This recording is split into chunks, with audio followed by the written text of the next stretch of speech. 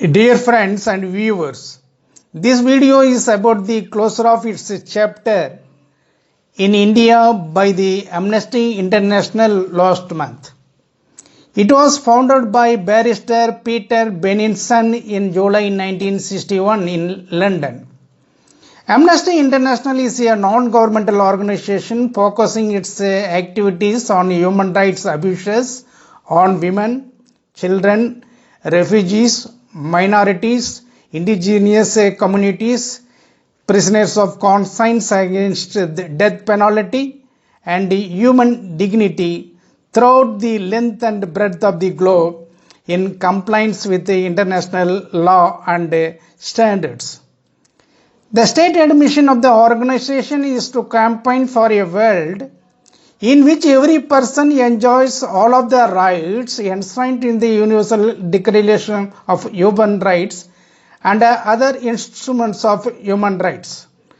The complete freezing of Amnesty International India bank accounts by the Government of India brings all the work done by the organization to a grinding halt.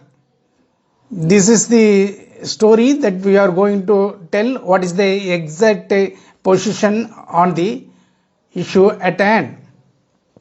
The version of the Government of India is this: India by settled law doesn't allow interference in political debates by entities funded by foreign donations, the Ministry of Home Affairs said in a statement. It further stated that this applies to all and it shall apply to the Amnesty International also. We are not herein to contest the version of the Government of India on this aspect. It is up to the Government of India and Amnesty International to deal with this aspect by international law and national law. The version of the Amnesty International is this. We have to see it into account. Treating human rights organizations like criminal enterprises and dissenting individuals as criminals without any credible evidence is a deliberate attempt by the Enforcement Directorate and Government of India to stoke a climate of fear and dismantle voices in India. This was the statement given by the Executive Director Avinash Kumar. So let us discuss about what is the position of the National Human Rights Commission and the international human rights organizations on this issue.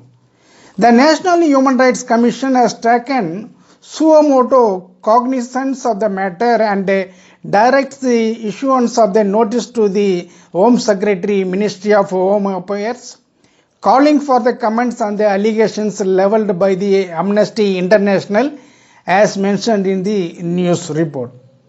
The NHRC has observed that the Amnesty International is a reputed non-governmental organization, raised its voice globally wherever there is an incident of violation of human rights of the people. As rightly pointed out by the National Human Rights Commission, the Amnesty International had its criticism on abrogation of Article 370 on Kashmir issue and Citizenship Amendment Act, recently held at Delhi Riots 2019 and many other such things. The Amnesty International have given or focused its attention on human rights violations on these issues. The NHRC further clarified that the allegations leveled by the Amnesty International organization are serious in nature and they have been very categorically denied by the Government of India agencies in this regard.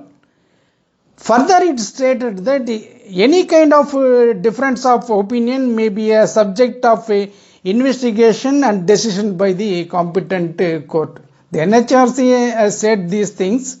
Even if it thinks that the Amnesty International is a reputed organization of following international standards and the international law, Its recommendations are recommendatory in nature, are not mandatory, and left it to the owners of the competent court to decide it and further settle the matter.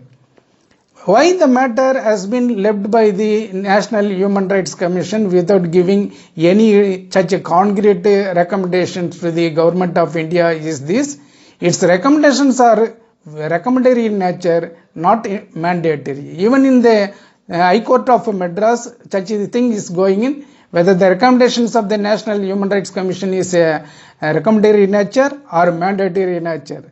So, the Supreme Court of India has to decide such of these human rights violations on abrogation of Article 370, that is Citizenship Amendment Act 2019, and Delhi riots and all other cases to its logical conclusions. So, the NHRC has concluded its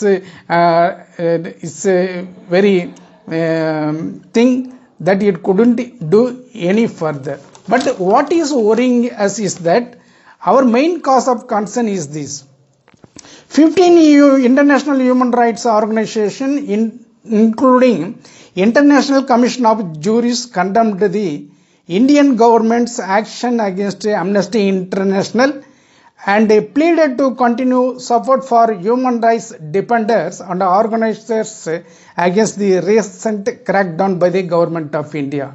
Actually, the International Human Rights Organization made such a powerful statement against the government of India, its crackdown on human rights organizations such as Amnesty International and other human rights organizations. It is nothing that the onus of protecting the rights of citizens of its country rests on the shoulders of the Indian lawmakers or Indian Parliament. So, instead of settling by the lawmakers or the Parliament or the political executive, the international human rights organizations are interfering into our affairs means it is a cause of worry. The joint statement issued by the International Human Rights Organization is this. That is the main point of our discussion today. That is, a robust, independent and civil society is indispensable in any democracy to ensure check on government and hold it accountable, pushing it to a better.